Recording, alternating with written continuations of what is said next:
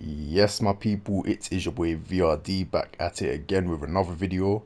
Apologies for the my absence, guys. I believe the last video that I uploaded was very well received by the community. I've never uploaded a video that has done that well in terms of views and likes and comments and general engagement.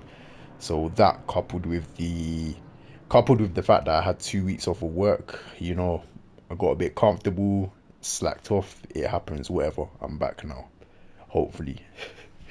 So this is a bit of a continuation on from the last video because after I uploaded the last video, like an idiot, I realized that I left something out. There's actually one more factor that you have to take into consideration when approaching a station in Train Sim World, and that is the gradient that you're on.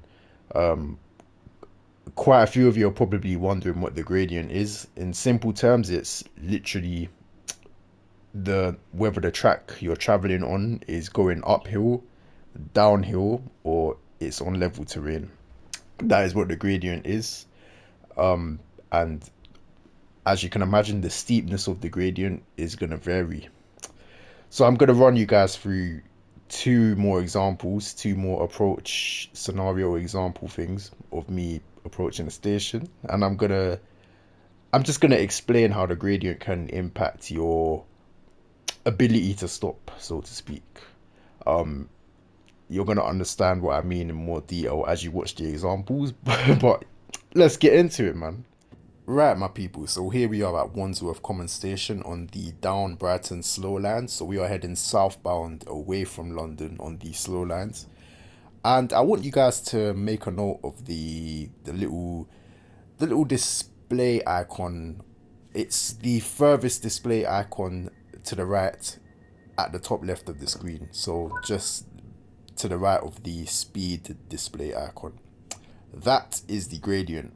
I would recommend that you guys go into the settings and change the display type to ratio.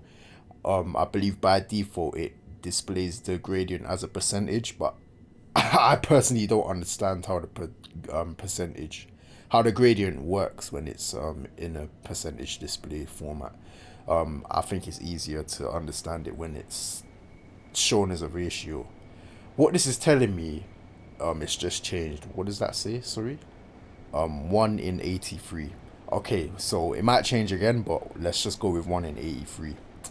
What that tells us is that for every 83, I believe it's meters, I think the unit is the unit of measurement. Every 83 meters we go forward, the track is rising by 1 meter. That is that is the basics of how a gradient works when it's in a ratio format. So anyway, we're approaching Balham Station now, and you can see I've decided to go with a 25 mile an hour entry speed. Please watch part one if you don't understand the entry speeds and whatnot. But we're coming in with a 25 mile an hour entry speed, and I've selected brake step one on entry into the platform. Now, Balham Station is 8 carriages long, I think. I think it's 8 carriages long. It might be 10 carriages long. But you can see we're already down to 10 miles an hour. I've literally remained in brake step one. I haven't selected any other step or braking. 25 mile an hour entry speed, and we were down to 10 miles an hour. Literally, I'd say about halfway along the platform. So we were able to slow down extremely quickly, and that is because of the upward gradient that we were just on. It's now changed to 1 in 1,000 and something. So that therefore means that the gradient isn't as steep as it was before, but it's still an upward gradient, and it made slowing down a lot easier.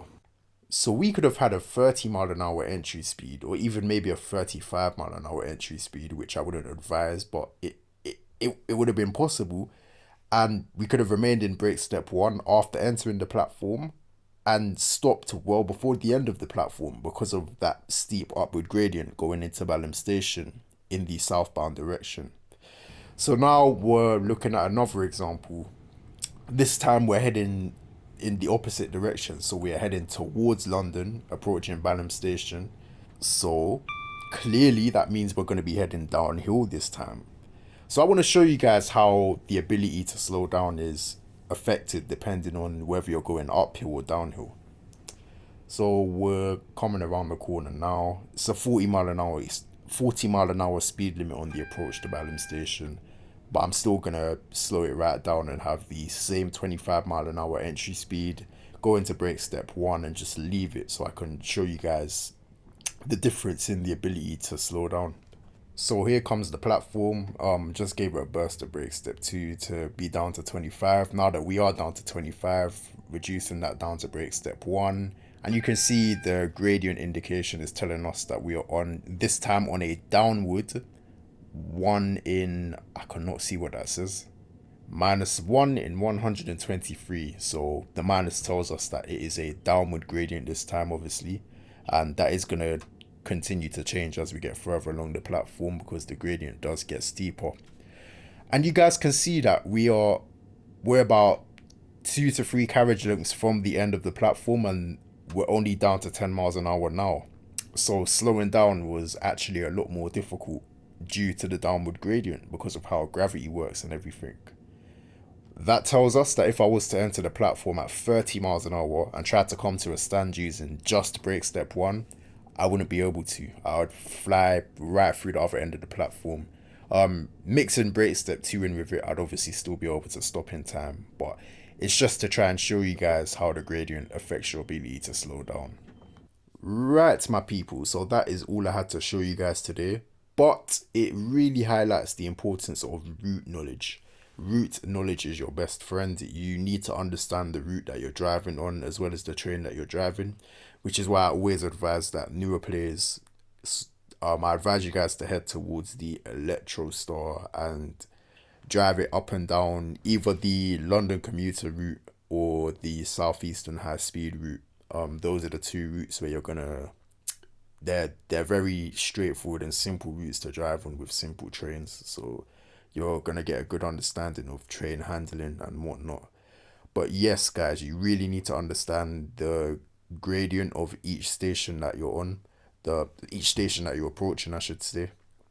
It's either gonna be on an upward gradient, level terrain, and level terrain as a ratio is simply 0 in 0, or a downward gradient, so the ratio with the minus before it.